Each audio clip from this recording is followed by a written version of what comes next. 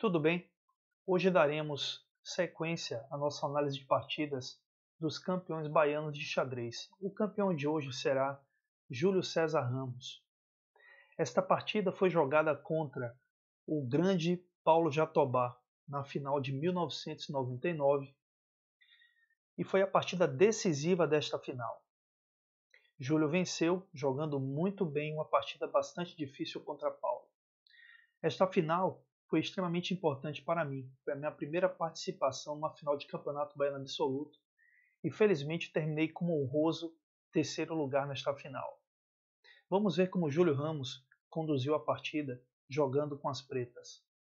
Jatobá começou com C4, Júlio cavalo F6, cavalo F3, C5, cavalo C3, E6, G3, B6, bispo G2, bispo em B7, roque, bispo em E7, torre E1.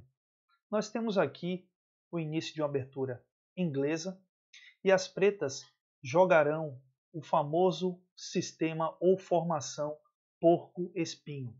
Vamos lá. Roque, E4, D6, D4, CD4, cavalo D4. Nós temos aqui agora ainda o início da formação porco-espinho. Vamos ver mais alguns lances à frente para que eu possa explicar esta formação para vocês. Dama C8 jogado por Júlio Ramos. Geralmente, no sistema porco-espinho, a dama tem a tendência a C7, nesta posição, em alguns casos em C8. C7 neste momento tem como golpe cavalo de DB5 ou cavalo de CB5. Júlio, neste caso, optou por dama C8, já que não poderia jogar o natural cavalo de BD7 com segurança na posição, pois Jatobá teria a opção muito comum nesta posição e vários jogadores de pretas cometem erro nela, inclusive o próprio Paulo Jatobá tem uma partida jogada contra o grande mestre Felipe Eldebes. E Jatobá conseguiu uma surpreendente vitória em menos de 20 lances, executando o simples E5, não necessariamente nesta posição, mas uma posição bastante semelhante. Esta resposta pode ser bastante incômoda para as pretas, E5. Observem que se as pretas tentam bispo captura G2, a resposta das brancas será E captura F6, com ganho material, já que o peão fica atacando o bispo de E7 e o rei o bispo de G2. Se, por exemplo, é tentado aqui nessa posição D captura E5, aqui as brancas terão bispo B7, o B7 ou bispo capturando B7 como opção, ou inicialmente jogar primeiro cavalo captura E6, F captura E6, bispo captura B7 e se torre B8, por exemplo, teríamos bispo G2. Observem que as pretas ficariam com um problema sério na coluna E, dois peões dobrados em E5 e E6. Então, Júlio Ramos tratou de não jogar nesta posição imediatamente cavalo de BD7, que parece ser um lance bastante natural, e optou por dama C8, que assegura a defesa do bispo e impede o avanço do peão E5. Jatobá respondeu com B3. B3 foi jogado com a ideia de bispo A3 para exercer pressão com este bispo na diagonal A3-F8 sobre o peão de D6 das pretas, conjugando o ataque de cavalo em cavalo de D4 em B5 e a dama em D1, todos eles pressionando este peão. Cavalo de BD7, bispo A3, A6. E aqui nós temos a famosa formação porco-espinho, quando nós encontramos o peão preto em A6, um outro em B6, D6 e E6. Nesta formação, geralmente vamos encontrar os cavalos onde eles realmente estão, em D7 e F6, os bispos em B7 e E7. Geralmente encontraremos uma torre em E8, uma outra torre em C8, ou posições onde teremos uma torre em D8 e a outra torre em C8, com uma dama geralmente na casa C7. Mas nessa posição, seguimos com torre C1, Paulo Jatobá jogou, torre E8 jogado por Júlio Ramos, necessário também por um motivo. O bispo em E7 está sem defesa e temos um ataque indireto do bispo de A3 sobre o bispo de E7. Então a manobra E5 pode ser perigosa em algum momento da partida. Então, com torre E8, a possibilidade é eliminada. F4 jogado por Jatobá, obviamente as brancas têm mais espaço, mas no sistema porco-espinho, as brancas precisam tomar muito cuidado, principalmente com rupturas em B5 e D5. Geralmente, quando as pretas conseguem estas rupturas, elas conseguem igualar ou ter vantagem na partida. Aqui, após F4, Júlio respondeu com torre B8. Um lance possível e talvez uma leve imprecisão de Júlio, que poderia ter jogado com dama C7, e vocês vão perceber a necessidade de ter a dama C7 nesta partida, e o Júlio acabou não executando. Vamos ver. Torre C2 jogado por Paulo Jatobá, que guarda várias possibilidades, como dobrar torre com dama em D2, ou E2, ou até mesmo levar esta torre a F2 em algumas situações. Dama C7, Júlio acabou jogando e corrigindo a posição de sua dama, mas a partir deste lance de dama, Jatobá vai jogar um lance bastante interessante, mas padrão em várias posições, como esta, onde temos o centro com E4, C4, chamado de centro de Marópsi. Jatobá jogou cavalo D5. Júlio respondeu a cavalo D5 com E captura D5, aceitando o sacrifício dentro da posição. C captura D5. Observem que agora, nesta posição, Júlio tem duas opções para responder o ataque de torre em C2, atacando a dama em C7. Ele tem cavalo C5 e dama D8. Nesta posição, optando por dama D8, Jatobá seguiria com cavalo C6, teríamos bispo captura C6 forçado, D captura C6, cavalo C5, B4, e agora forçado justamente o lance cavalo E6 para a defesa do avanço do peão de C7, de C6 para C7 com apoio da torre em C2.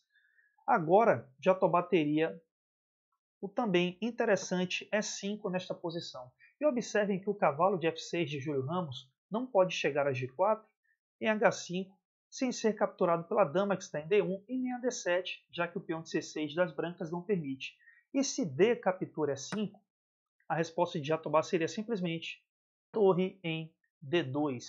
E observem que após torre D2, Júlio precisa devolver uma peça a Jatobá. Observando tudo isso, claramente, Júlio deve ter feito suas considerações a respeito dessa sequência. Ele respondeu com cavalo C5, Jatobá B4. Júlio seguiu com cavalo de FD7, que tem como ideia não só apoiar o cavalo de C5, mas como também lutar contra o avanço do peão E5 das brancas nesta posição, já que agora temos dama, peão e cavalo, evitando este avanço. Jatobá jogou bispo em B2, Júlio Ramos bispo em F6. Jatobá, nesta posição, executou o lance que talvez seja a imprecisão que pode ter, ou a primeira imprecisão que pode ter levado o Jatobá a uma posição inferior durante essa partida. E foi jogado aqui cavalo C6. Até então, o Jatobá tem uma posição com espaço, controle do centro, ou seja, possui até de certa forma vantagem na posição, que está longe de ser decisiva dentro da partida, mas possui vantagem. No entanto, após cavalo C6, creio que foi um erro de análise do Jatobá, Júlio respondeu tranquilamente com bispo captura C6, D captura C6, dama C6. Observem que temos nesta posição o bispo de G2 pressionando a dama de Júlio indiretamente na diagonal H1 a 8. Ou seja, a ameaça clara aqui é E5 na posição. Se, por exemplo, Jatobá tentasse bispo captura F6, cavalo captura F6, E5, a resposta de Júlio será a mesma que foi jogada contra a continuação real da partida. Então vamos ver qual foi a continuação de Júlio. Aqui Jatobá executou o lance E5, jogando diretamente E5 e deixando o bispo de G2 atacando a dama de Júlio Ramos em C6. Júlio respondeu com dama A4, excelente movimento, já que este movimento impede a captura do bispo de F6. Por exemplo, se agora Jatobá tentasse E captura F6, teríamos torre captura E1, cheque, dama captura E1, seguido de dama toma C2 por parte de Júlio Ramos, e se B captura, por exemplo, C5, Júlio teria a opção de dama captura B2, dama captura C5, ou seja, provavelmente dama B2 ganhando um bispo, e obviamente Jatobá não entraria nesta sequência, mas o lance dama A4 foi um lance bastante interessante que mantém Júlio com a posição pelo menos equilibrada. E aqui Jatobá respondeu com o único, ou seja, recuperando a peça, B captura C5. Júlio agora ativa o seu cavalo em C5. E observem que Jatobá continua sem a possibilidade de captura do bispo que está em F6. A partida seguiu com bispo em D5. Este lance do Jatobá vai provocar uma grande complicação na partida e Júlio responde da maneira adequada, com D captura E5, F captura E5 por parte de Jatobá e agora temos torre de BD8. Observem que esta torre de BD8 ela é bastante incômoda, já que ela está cravando o bispo que está em D5. Logo atrás dele temos a dama. Jatobá responde este lance com torre F2. Mas aqui, talvez na posição, o lance mais interessante para Jatobá fosse torre de C2, D2 nessa posição, propondo troca de damas. E se, por exemplo, Júlio jogasse dama captura D1, torre de D2 captura D1, observe que teremos nessa posição um certo equilíbrio, uma maior tranquilidade por parte de Jatobá na partida. É claro que Júlio teria um peão a mais e mais chance de vencer o final, principalmente por possuir uma maioria de 2 peões contra 1 na ala da dama. Obviamente, seria o lance, me parece. Mas aqui Jatobá respondeu com torre F2, deixando a possibilidade de troca de damas, já que agora a dama de D1 está atacando a dama das pretas que está em A4, mas ao mesmo tempo Jatobá guarda a possibilidade de captura do peão de F7, já que o peão de E5 ataca o bispo que está em F6 e com a saída do bispo teremos a torre e o bispo de D5 das brancas atacando F7. Mas Júlio tranquilamente responde com dama B4, não aceitando a troca de damas e mais uma vez impedindo que o peão de E possa capturar o bispo de F6, já que agora a dama em B4 junto com a torre de E8 pressionam a torre de E1. Jatobá seguiu com A3, Júlio mantém a dama na diagonal A5, E1 jogando dama A5. E aqui Jatobá responde com torre E3, talvez o lance que vai ocasionar a derrota do Paulo Jatobá aqui. Acredito que Jatobá deveria manter a opção na partida de jogar a torre de E2, com a ideia futura de quem sabe jogar a torre D2 e reduzir a força da cravada na posição. Com torre na casa E3, Júlio jogou muito bem agora, entrando em complicações que serão favoráveis às pretas. Júlio respondeu com bispo em G5 nesta posição, atacando com seu bispo a torre que está em E3.